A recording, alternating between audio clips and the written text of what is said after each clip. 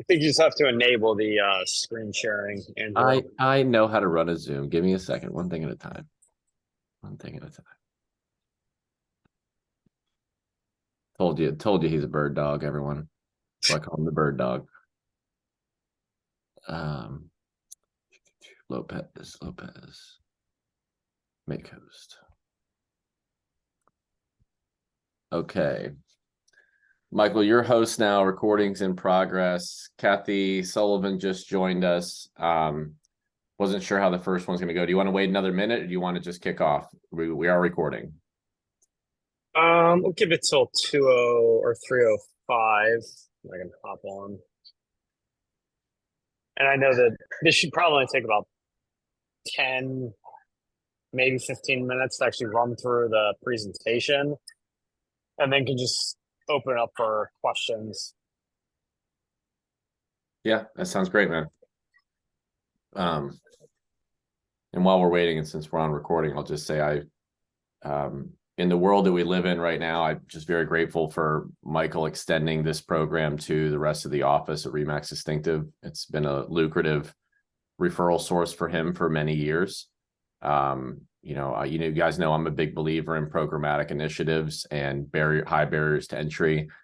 So I'm looking forward to him sharing this with us. With that being said, I think we've outlined it in the document that he sent around, just the commitments we're looking for from agents, because people can say no, people can say yes, people can renegotiate. All we ask is that people just don't go dark or choose to stop working something.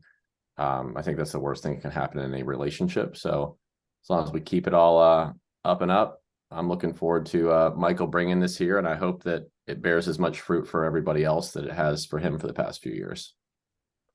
I appreciate that, Andrew, and I'll jump into it now.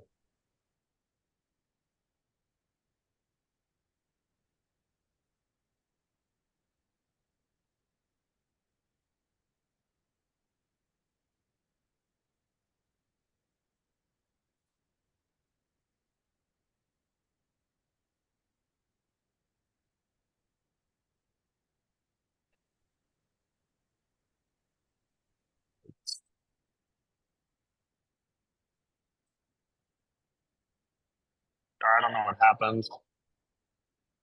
It's probably the ocean waves from the beach messing with your Wi-Fi. It could be. Definitely could be.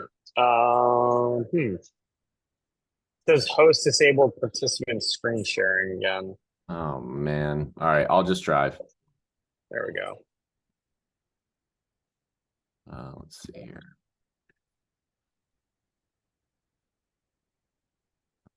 Here's the chat. Hey, Michael, what you're showing is the same thing that's in the link that in the note in the chat, right? Yep, exactly. Okay. All right, Michael. All right, so obviously the meeting overview is kind of what we're going to walk through today. Just an overview of the program, kind of initial steps, best practices for success that I've certainly had, expectations with it, and then the referral payment, and then any questions. So pretty simple.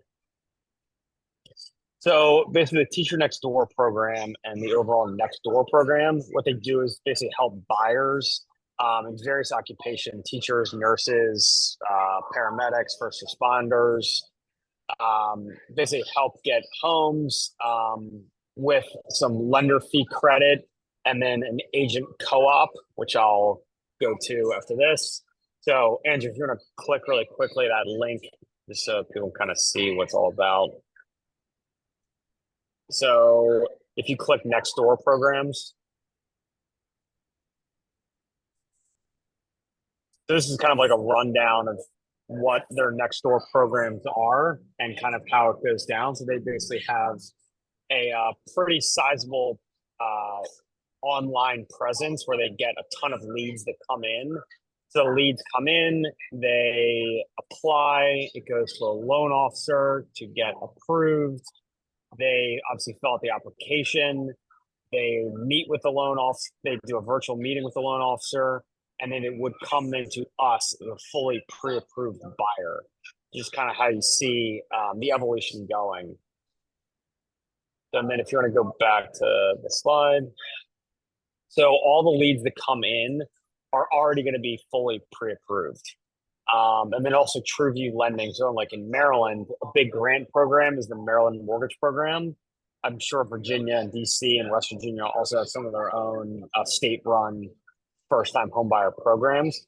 But this lender is fully approved in all of those local state grant programs. That was something they were not prior, but now they are. So if you kind of scroll down to the sample pre-approval, this is kind of how it'll look, where they will link myself in with the loan officer and then the realtor liaison and then the buyer. So it'll say, this is from Chef Brisbane. He's connecting, obviously, me with Tabitha and Shalon Moser. So along with this, it has the actual pre-approval letter, the type of loan, how much they're going to put as down payment, and then what their anticipated closing timeline is, along with any seller concessions needed. So obviously in this one, they would need 4% in seller help.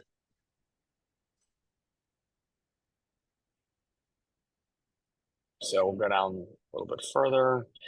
So basically how this works is if the agent is able to get the full seller help, then they would only owe a 5% teacher next door referral fee. If they're unable to get any seller help, they would owe 20% of their commission to the buyer at closing.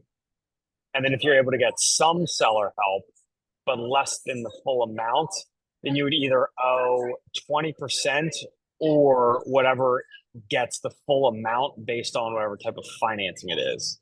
So obviously if it's FHA, if you're able to get 5%, then you would owe the 1% difference.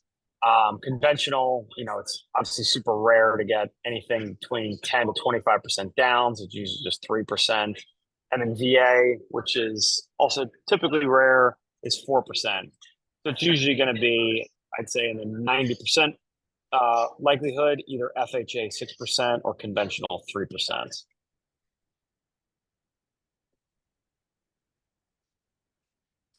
So first steps, what we recommend is obviously contacting the buyer within 4 hours of receiving the lead via email or text.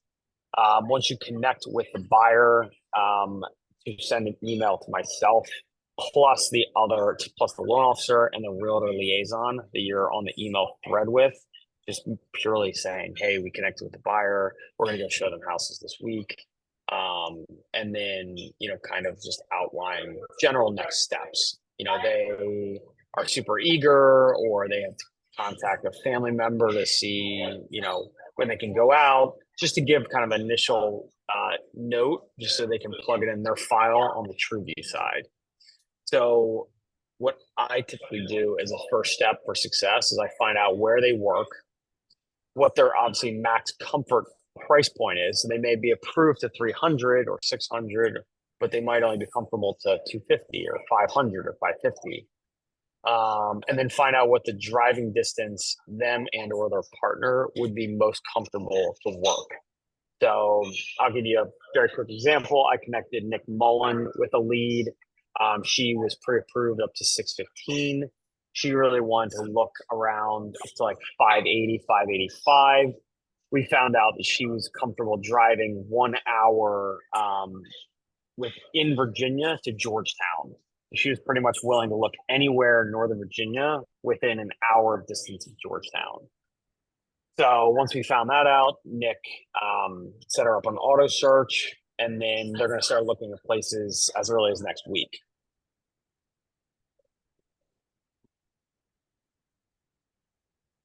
So best practices, and what I kind of explained to Nick as well when we did the initial run through is, while they might not fully understand the concept of seller help, it's best to obviously explain to them that there is a big need to minimize their cash out of pocket.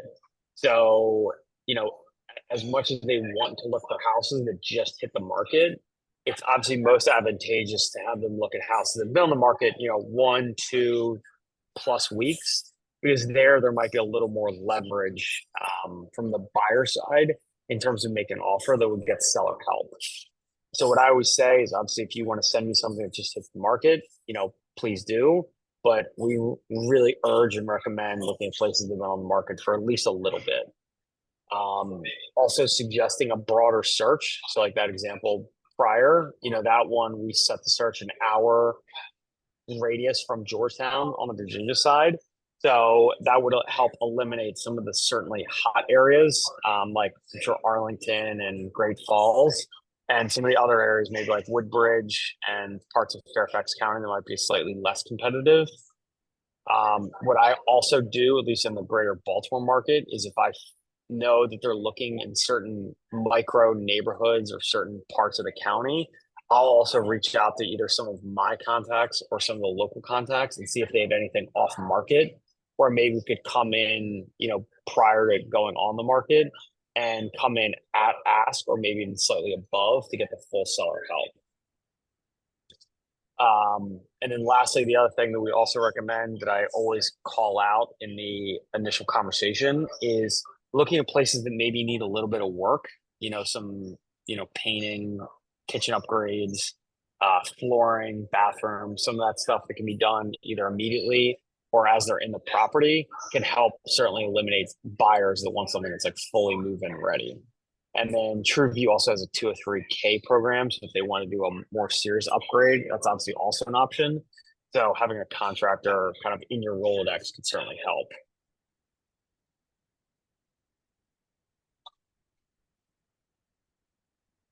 So the expectation is every Friday morning, I send back to TrueView an update on what's going on with every lead.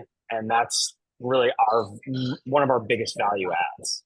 So if you can click that link and kind of show you. So this is kind of how it looks. So I sent this to them this morning. So that first buyer, that's the one I mentioned, is with Nick. So put in the note there, had the intro call. I'm going to start looking at places next week. And you can see down, as those are right now kind of like the active buyers. Below is obviously the passive buyers.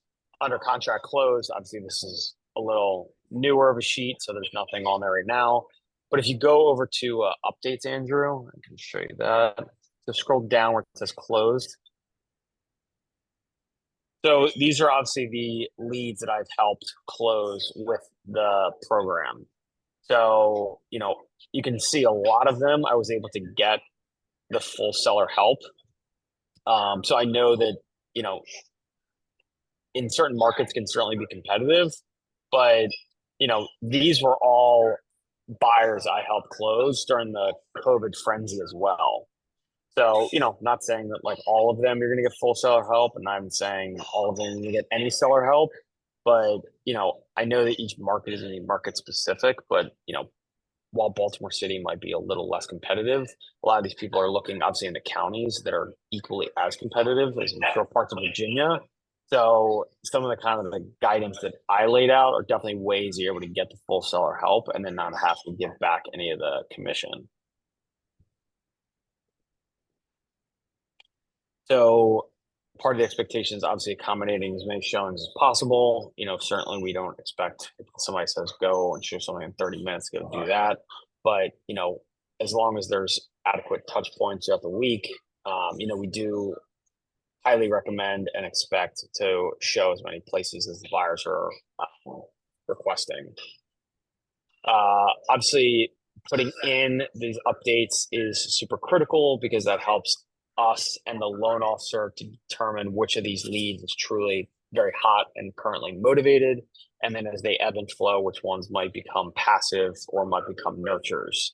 So that helps obviously the loan officer from TrueView to reach out to them and say, hey, we noticed you haven't seen a place in 2 or 3 weeks. Is there anything that we can do? Is there anything that you'd like us to rerun in case you can maybe get approved higher? Or just to do a gentle nudge to make sure that they're still moving ahead forward. So that's where I put, it's very critical, obviously, to put the updates in there. So anybody that's unresponsive to you guys, or obviously then to me, we can loop TrueView in to do a touch point from their side.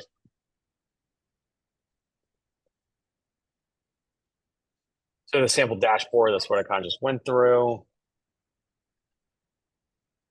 So for the lead payment, what we're doing is these are all already, as I said, pre-approved leads. So once the lead comes in, I would loop it in with an agent, and then the fee per lead is $500. It's going to be regardless if the lead closes or not.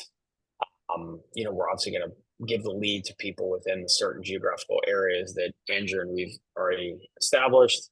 So, obviously if you're a Northern Virginia agent, we're not going to give you a lead in Prince George's County or Howard County. We're going to give them within the areas that are already defined. And then obviously all these leads are going to be, based on their price point. So, if a lead comes in, it's 300,000. If you decline that, you're not going to get the lead for 700,000. It's for each lead. And then we request, obviously, the payment to be made within 72 hours of the lead being assigned. I'll just send a Square link to your email. We'll just pay it directly from there. And then, obviously, along with the expectation and contract we sent out, if anybody does not adhere to that, we can certainly reassign a lead or terminate from the program.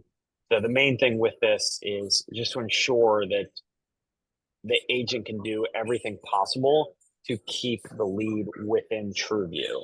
So they've kicked agents out of the program because they'll get a lead that's already pre-approved, and then they'll immediately just say, hey, how about you go to my local lender so I don't have to give the 20% commission to the buyer. So while obviously we don't, I certainly don't want to give 20% commission to the buyer. As you can see, over time, this has obviously been a very fruitful lead generator. So I just want to make sure that we keep the same quality as we start expanding out geographically.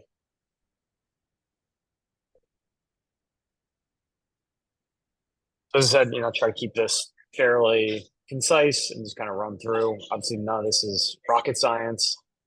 Just there's a few, obviously, mechanics of it, just want to kind of talk through. So I'll just open this up now to any questions or concerns anybody might have.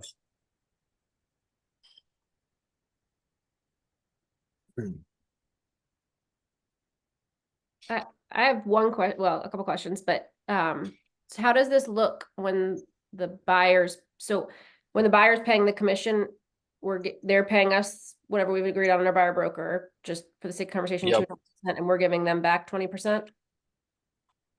Yeah, so the way that they are suggesting we work through that, and I just flew out there last week for literally the day to meet with him in Phoenix, but they're pushing that you can assign whatever commission you want. So obviously, if you're going to a house that just hit the market, the likelihood of getting the seller help plus commission is going to be a little bit of a challenge. So that's going to be across the board, I think, with any buyer, minus the commission, referral back. But I mean, what they say is you should almost try and do the 3% commission for yourself. And then outside of that, we'll do the seller help. So if you're looking at a place that's, let's say, been on the market for 25 days, and you suggest to your buyer who might not have the cash to cover the commission, if the commission's not paid by the seller in that transaction, then the offer would be put in at the 3 or 6% to cover the seller help, and then whatever commission rate you wanted. So it could be 2.5%, it could be 3%, it could be 3.5%.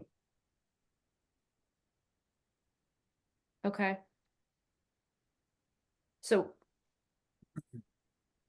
I don't know. Sorry. This is like not sinking into my brain, and it's a me problem, not a you problem. Like a Friday afternoon problem, I think. But yeah, no worries. Like, so we're getting a lead. It says that they need 4% back to cover in closing cost assistance. Yep.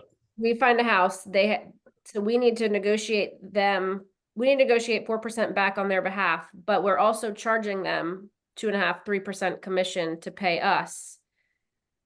So we're basically just negotiating back the most of the cost that they're paying us. So right? let's just assume, let's assume it's a transaction where there's no buyer commission paid by the seller. Right. So if in that scenario, you would then put into the contract, hey, we need 4% seller help Yeah. and we need a 3% buyer agent commission. Oh, so we're gonna have to be negotiating, but like, there's no expectation. If Are paying. if they don't have the cash to cover the commission, then yes. So, I mean, yeah, and that's how we'd handle it just in every situation, but I guess I'm confused about the 20%. If we can't get them the 4% or the 7%, if we can't get them the 7%, really, they have to pay the 2.5% if they want this house, and then, or 3%, and we have to give them back 20% of that. So we just reduce the Yeah, so commission we're charging them by 20%. Yeah, so yes. Okay. So the way that we are structuring it, and again, everybody's different, is when we take a new lead in, we have them sign a buyer's agreement. That buyer's agreement says you can choose to look at any house you want if you are willing to pay the 2.5% commission.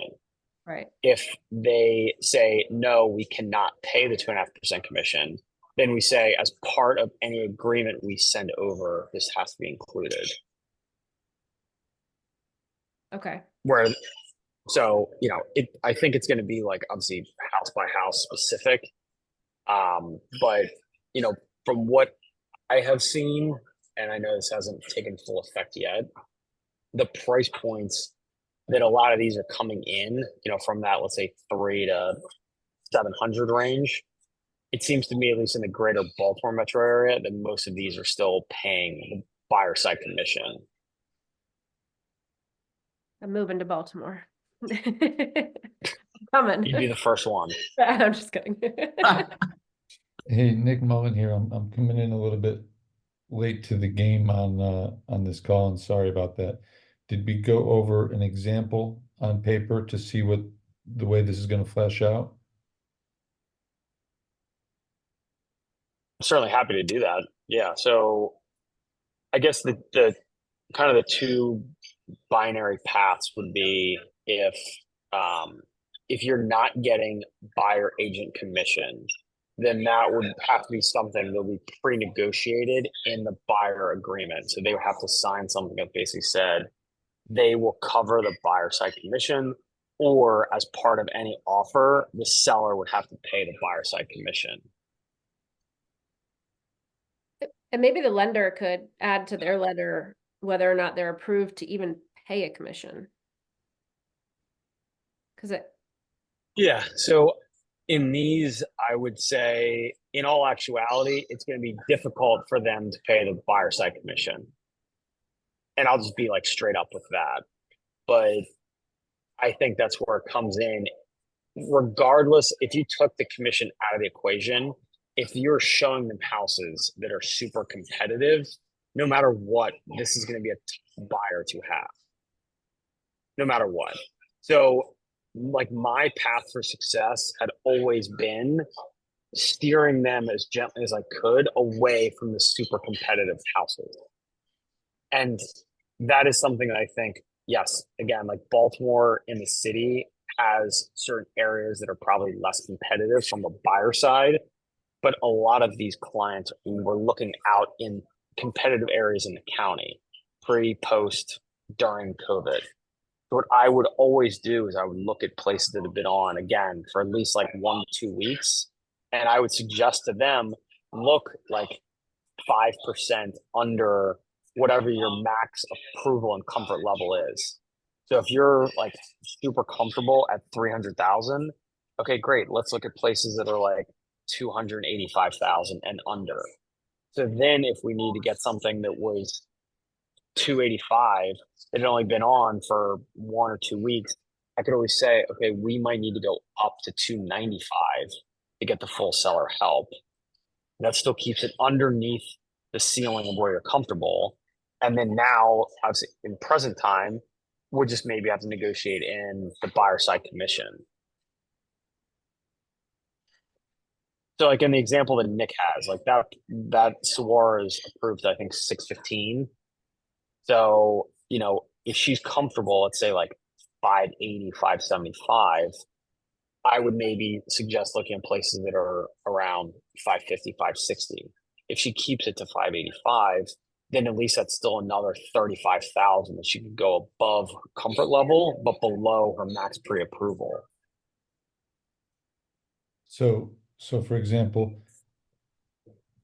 I'd love to run through a scenario where there is a buyer side commission just for the most vanilla deal possible, right? So let's say it's a $500,000 house. Seller's offering 2.5% commission. We're looking at houses that are 14 days on the market. So 14 days plus on the market, so we can give them a full price offer and then try to get some seller commissions. Yeah, so what I would do is I would just come in full price, Yeah. 500, let's say, and then I would ask for the full 6% seller help. So that's basically a net of 470. Yep. So of which 2.5% or X% will go to my commission, and then the rest will be, say it's 2.5%, then 3.5% will be applied towards closing costs. So in that scenario, if you're able to get the full seller help, you would owe nothing back to the buyer. So if you're able to get the full 6%, you wouldn't owe anything back. You would get the full commission.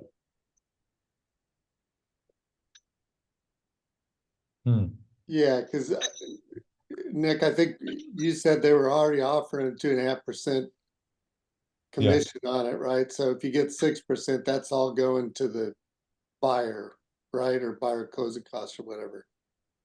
But you still get the commission because the seller's offering it.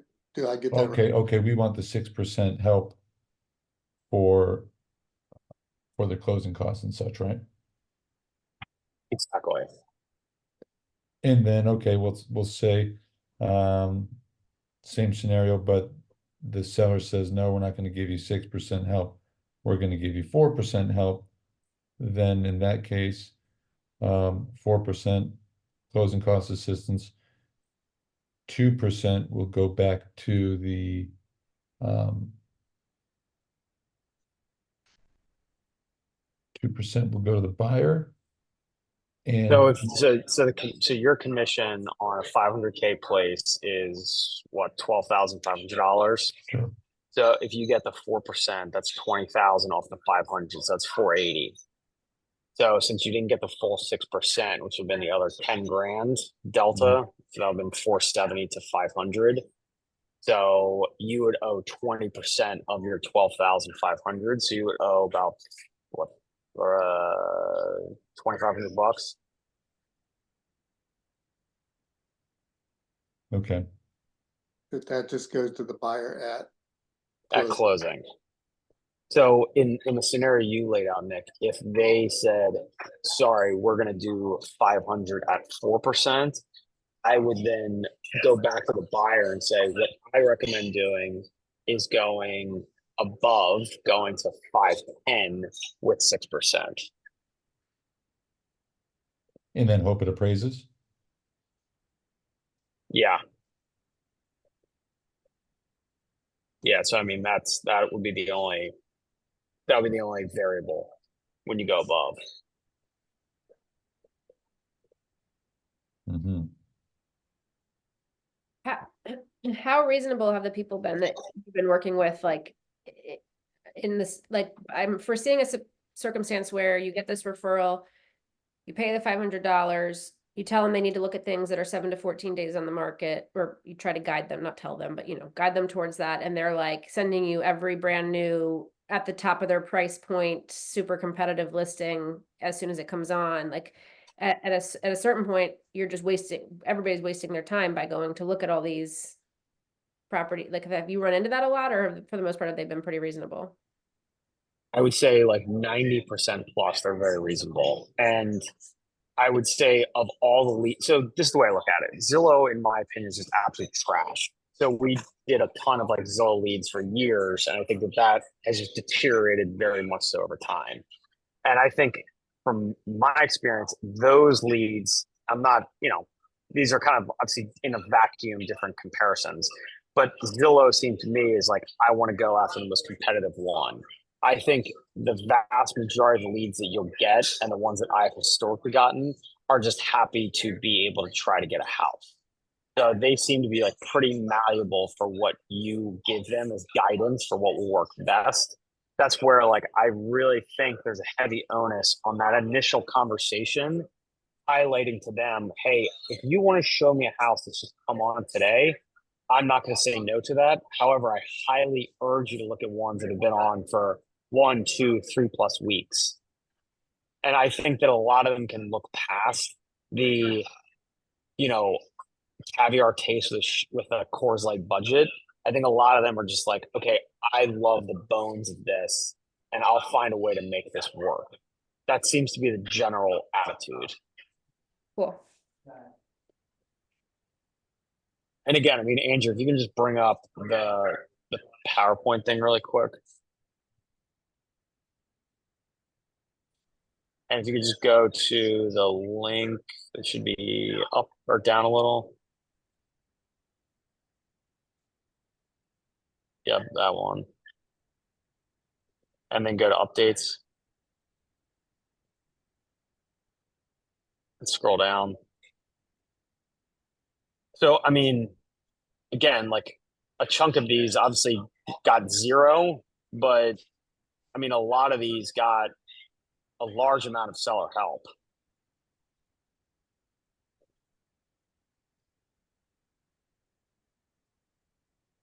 So, you know, these are a lot of like Baltimore City and like, you know, greater Baltimore metro leads, but, you know, they all have like pretty varying price points. I would say if I was to take the average of all these, at least for where we are, it's probably in that 350 range. The expectation is certainly going to be like in each market, it'll be very specific for what they can afford versus obviously where they are. So, you know, again, highlight on Nick Mullins' lead. I mean, that's a $600,000 buyer, obviously in Northern Virginia. So in the Baltimore metro area, we're obviously not getting a ton of $600,000 teacher leads. Obviously, there's a handful of, you know, 500 ones you can see in there. So, you know, I would say it's not unreasonable that in the greater DC area for you guys to see a decent chunk of ones over 700,000. What are the average days on market for these properties on this list here? I couldn't tell you. Do you have that data? I mean, no, I never plugged that in. But I mean, you know, you can look by the year. I mean, you know, a lot of these. I mean, I started on this format in 2021. Prior to this, I was using something different. But you know, this was obviously during the heavy COVID intensive year or years. So you know, things were super competitive during that time frame. And I mean, still a lot of these are 3%, 6%. So I think it's definitely very possible no matter what market you're in, as long as you set the right expectation with the buyer. I think that's going to be the most important piece here. In the buyer call that we were on yesterday, I think she'll kindly take the suggestions and look where we request that she look, you know. Part of Yeah, I mean, I think that was, I mean, Nick, you can probably speak to it. I think that was the perfect first lead for you to try this with. I think that she explained to you exactly what she's looking for. I think that she said that she was the only thing she didn't want was an attached townhome.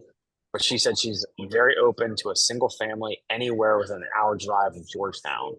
So I think as long as you know, I don't ever like to use the word steer, but as long as you like nudge her in certain areas that are going to be less competitive, I think that this will be a successful lead. I think so too. Yeah, I think you know, 2 things I wanted you to bring up, Mike. Or one reason that I like this, and I don't know the buyers, but this is my story, is that when I think about niches, and I always talk about the robots or technology providers coming in here trying to take our jobs, you know, someone who like Kathy Sullivan, who's on the call, found a niche in helping people who were handicapped and had needed ADA help, if you will, in working with builders. And she started having attorneys send her a lot of business because of that discipline that she had. Same thing with maybe divorce cases or others. There's a nuance to this that I believe creates some gravitas to working with us. And that's not always the case. I think Mike says it's usually, at least 50% or better is what he's been achieving. But these people know that, hey, they're getting grant money. If they live in Northern Virginia, good chance, for example, since most of us are in Northern Virginia or in the DMV, it's a competitive market. They know that they'd really like to have a house. They know they're receiving some extra funds. They know the negotiation is going to be tough. That's why they're here. So, if they knew they were vanilla right down Main Street paying cash, I mean, they wouldn't be here, right? So I think I look at it as this is a niche market and Kathleen kind of said it best. I mean, it's these buyers in the $300,000 to $700,000 range in Northern Virginia is super competitive. They're teachers, for goodness sake. They probably, are already, feeling a little bit underserved and underpaid. They just want to have a home as well too. And they got a great financing program that's going to afford that. They know that they're going to have to make some concessions, as they're clearly making a concession every day of their life in the occupation they chose for the greater good. So I'd like to believe in that ideology that these teachers, nurses, social workers, paramedics, that we're getting referrals to, have a little bit more. You can build a lot more rapport with them than maybe you could with a different buyer. And the other way I look at it, or Michael, one other piece I wanted you to talk about is, you had told me that when we were on the call, I think with the guys in Phoenix, that you get a lot of referrals from these clients. These clients are typically, like 1 out of 3 of them are very, very big advocates for you. Can you speak to that? Yeah. So, in my experience, I think that this has been, if not very close to the best referral source that I've had.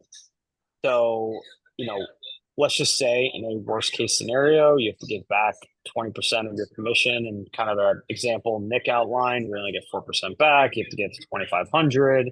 So your commission's, close to 10 grand instead of 12,500. What I personally always do is I try to earmark 5 to 7 of the top clients that I worked with from the basic calendar year from January through like August. And then I bring in Chick-fil-A for lunch to that school. And I bring in a sign-in sheet. All the teachers sign in. And then I craft a very, very simple, like, kind of teacher email that goes out a couple times a year on like Teacher Appreciation Day and stuff like that. And then we have a monthly newsletter we send out. I put all the emails on that. And I've gotten so many referrals just either from that or directly from the teacher. It just says like, hey, I really appreciate everything you did to find me a house. Like I've been trying to get a house for 20 years, whatever. And then they'll just be like, hey, like somebody from our school is also interested, or my cousin's interested, or whatever. So, while there's certainly like a major degree of trying to get that full seller help, the other way that I obviously look at it is, this is a very legitimate warm lead. And if you treat them right along the whole process and you can get them what they're looking for, I would say 1 out of 4, 1 out of 5 should refer you at least to multiple other buyers or sellers. Thanks, Mike. Yeah, and I look at it also, I'm encouraging everyone to look at this as just the cost of customer acquisition or cost of client acquisition. In any business and industry, they always have that metric. And, sometimes you spend $250 a month on farming a whole bunch of strangers, and you don't know if anybody's going to call, but you got to continue to farm and continue to farm. So this way, the cost of client acquisition is approximately, if it's 1 out of 2, it's approximately $1,000 per client. And granted, Mike, I love what you said about bringing Chick-fil-A to the teachers, scheduling that, holding a little seminar, adding them to an email list. I mean, you're also putting in the work to properly, nurture those clients and their other friends and family. So, it's not going to come that easy, but the cost of client acquisition goes down with every referral and with every email you send. So I think we just keep that in mind when you look at the $1,000 per client. That's no different than farming a neighborhood for 4 months straight. But at least this way, you're only paying when you get the phone call, or both phone calls. That's how I look at that. I have a question. Yes, ma'am. This is Terry. What about the opposite? Meaning if you have teachers who may benefit from this program, how would that work? Yes, I mean, that's obviously your prerogative. If you want to run it through the program here, the lender always gives a slight lender credit that gets applied as being a teacher. But, if it ran through this program, then you could potentially open yourself up to obviously giving the commission back. So, candidly, if I had a teacher, I would probably just run them through my local lender just so that I could keep my commission. But, that's just each person's individual decision. Okay, thank you. Yeah. Couple questions from me, Michael. Are these leads going to come from you or from TrueView? Yeah, so they'll come directly from TrueView to me, and then I'll loop in the agent in that applicable geographical area. So what I'll do is I'll just shoot a text or give you a call and say, hey, got another lead that came in. Jane Doe is looking in wherever for 500, 6, 7, 100,000. Are you interested? Say yes. Then what I would do is I'll just put in a text chain with you and Jane Doe and just introduce both of you. And then it'll loop you into the original email that has their pre-approval as well. So you'd have that. Yeah, because that's why I was asking, because the email will say we're assigning Michael Lopez to you, but you'll hook us up. Yep, exactly. Got it. Do they do? Does TrueView do West Virginia lending? Yes, they do all 50 states. All right. And DC. There's a very, very aggressive first-time buyer program in West Virginia right now. Yeah, so as long as that grant is through the state, then sure you should be able to get that. Yeah, it is. Yeah. And I saw that, just to give you guys ideas on volume, I think Michael's okay with me sharing this, so I'm going to branch out here. It was about 20 leads per week per state. And from those 20 leads, though, there was, so that would be 5 states. That's 100 leads per week. The actual amount of those leads that made it to Michael would have been between 6 and 8. So just to let you guys know, 6 to 8% of the leads that they actually get per week in our states are the ones that have made loan application, have been approved, have gone through that process he walked us through, and then been assigned to Michael. So that's kind of the volume. So if we look at it, I saw a potential for 32 leads per month, if you will, for all 5 of our states that Remax Distinctive is in. And keep in mind that includes Virginia Beach and other areas. So we're hoping that if this keeps working, obviously they'll continue to make the investments. But just to give you guys some ideas of volume, it's not a massive program, but it could be lucrative. So just to iron one last thing out, and then I'll turn it back to any questions before wrapping up. So, I'm sure at some point the question is going to be, what's the value add to the lender for doing this? So the value add to the lender is they work with tons of different agents in various states. And, this is not me trying to have any kind of ego or pat myself on the back. But, I've been probably one of the top 2 or 3 agents across the entire network for them because of doing some of these, basic mechanics of getting them the best deal possible. So for them, they have a lot of issues with kind of the aforementioned, we get a lead that comes in and we just lob them over to a different lender. So they certainly want to ensure the highest likelihood that that lead stays with TrueView. Second to that is, the massive importance of having that Google Sheet filled out by those Thursdays is they rarely get agent updates. So they'll lob a lead to somebody in Austin, Texas. They're an approved agent with the Teacher Next Door program. And it's like pulling teeth to get that agent to reply back of what's going on with that lead. That's where I put together, obviously, it's very simple and very easy to use dashboard that goes through what's going on with that lead. Are they cold, active, semi-active, passive? And then just a note about what's going on with them, because that gets circulated to all the loan officers, the realtor liaisons, and then the heads of the program. So they're looking through that every Friday and they're saying, okay, like Michael and his team have 15 leads, and I know exactly what's going on with each of them.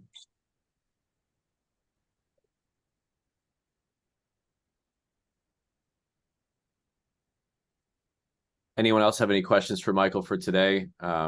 I think once again, for next step, if you haven't, is to review that commitment and pledge and economics to sign, to at least agree to be in the program. If you get a lead, you don't have to accept it. You can turn it away. Just please be prompt with it so we can find an agent, quickly who would like to do so. And that's it. If you have more questions, Michael's one of our agents up in Baltimore. You guys can still reach out to him directly. And thank you again, Michael, for bringing this opportunity to us. Yeah, absolutely. And yeah, as Andrew said, if there's any questions outside of this, feel free to shoot me a text, give me a call. I'll just put my info in the Zoom just so you have it.